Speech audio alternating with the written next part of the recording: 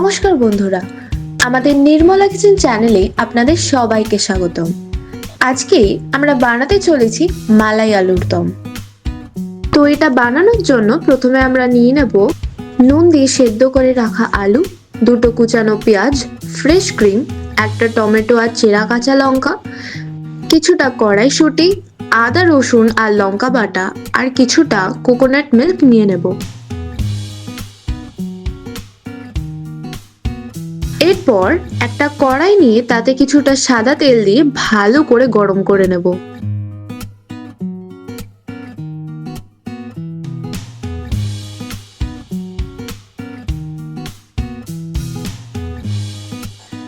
তারপর সেই তেলের মধ্যে সেদ্ধ করে রাখা আলুগুলো আর কিছুটা হলুদ গুঁড়ো দিয়ে ভেজে নেব।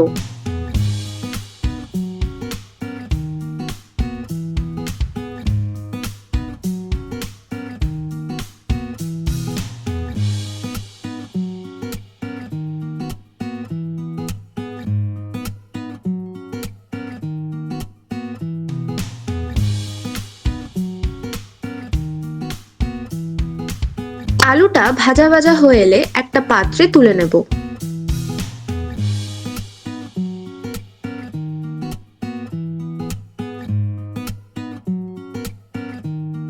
এরপর ওই একই তেলের মধ্যে 1 চামচ ঘি দিয়ে দেব।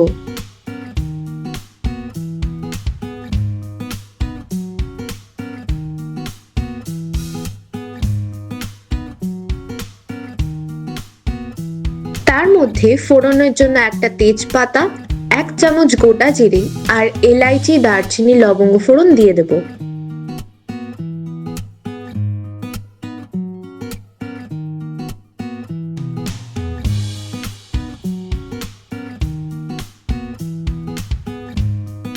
ফোড়নটা হয়ে এলে তার মধ্যে কুচনো পেঁয়াজ আর 1 চামচ নুন দিয়ে ভালো করে ভেজে নেব।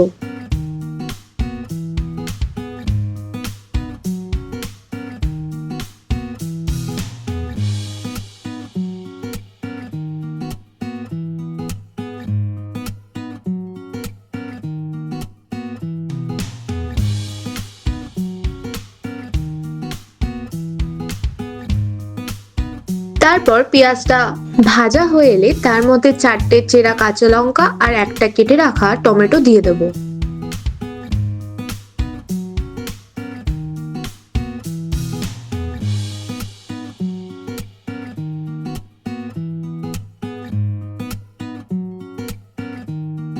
তার মধ্যে 2 চামচ আদা রসুন আর কাঁচা লঙ্কা বাটা দিয়ে ভালো করে নেড়ে নেব।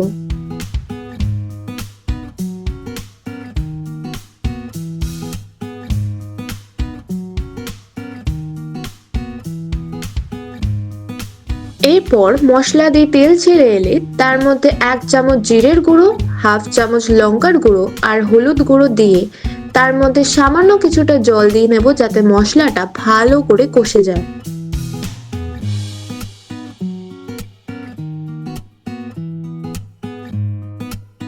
তারপর প্রায় 2 থেকে 3 মিনিটের জন্য ঢেকে দেব। এরপর ঢাকনা তোলার পর দেখতে পাচ্ছি মশলা থেকে তেল ছেড়ে এসেছে। এরপর ভেজে রাখা আলুগুলো দিয়ে ভালো করে নাড়িয়ে নেব যাতে ভালো করে মশলাটা মিশে যায়।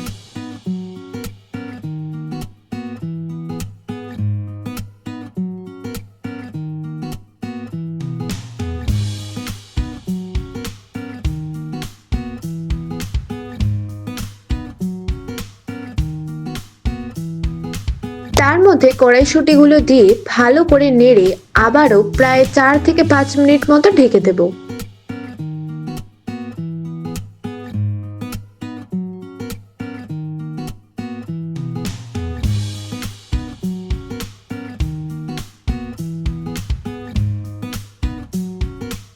তারপর ঢাকনা তুলে কোকোনাট মিল্ক আর স্বাদ মতো নুন আর চিনি দিয়ে ভালো করে নেড়ে আবারও 4 থেকে 5 মিনিট মতো ঢেকে দেব।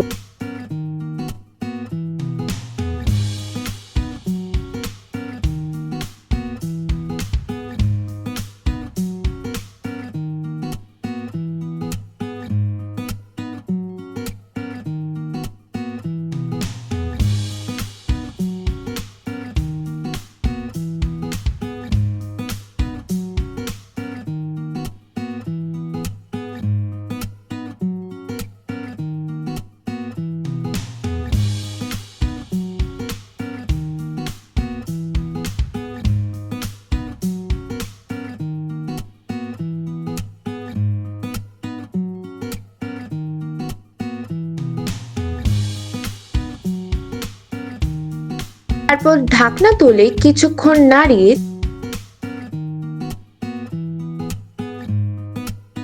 তার মধ্যে 1 চামচ গরম মশলা আর কাসুরি মেথি ক্রাশ করে দিয়ে ভালো করে নেড়ে নেব।